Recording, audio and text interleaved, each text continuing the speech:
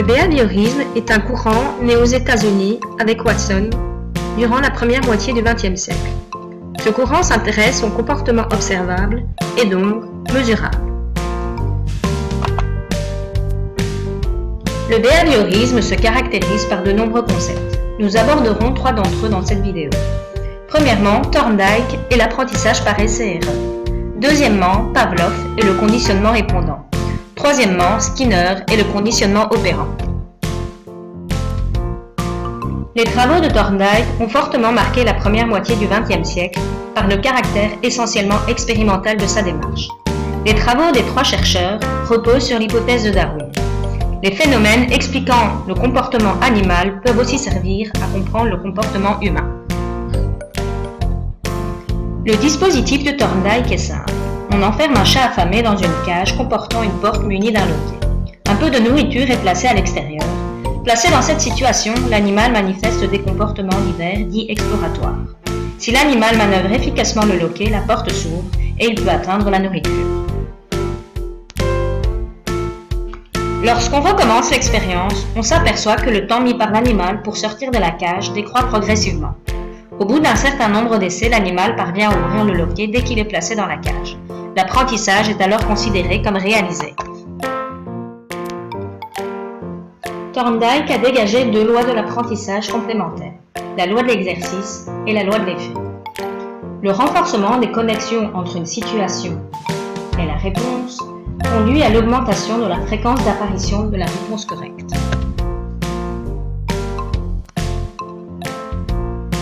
Si la connexion situation-réponse est suivie d'un état de satisfaction du sujet, récompense, elle est renforcée.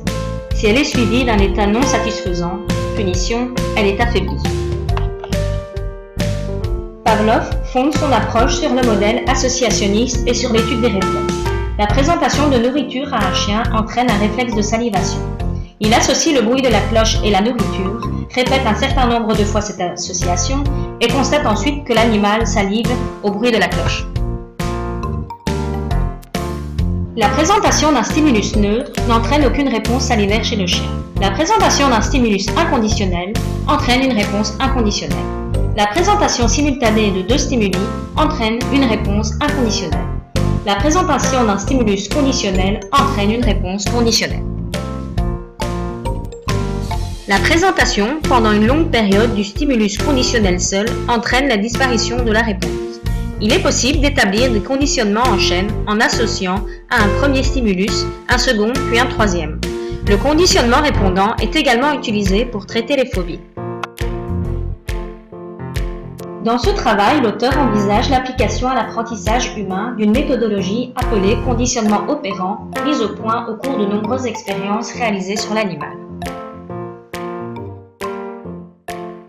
Un rat affamé est placé dans la cage. Le rat actionne par hasard le levier qui provoque la présentation de la nourriture. On constate par la suite que le rat appuie de plus en plus fréquemment sur le levier. Après un certain temps, on supprime la présentation de la nourriture et on constate que le rat continue d'appuyer sur le levier. La nouvelle conduite se construit à travers l'établissement d'un lien entre un stimulus, le levier, et une réponse, la pression sur le levier, grâce à l'intervention d'un agent de renforcement, la nourriture. La conduite est acquise lorsque le lien stimulus-réponse devient autonome.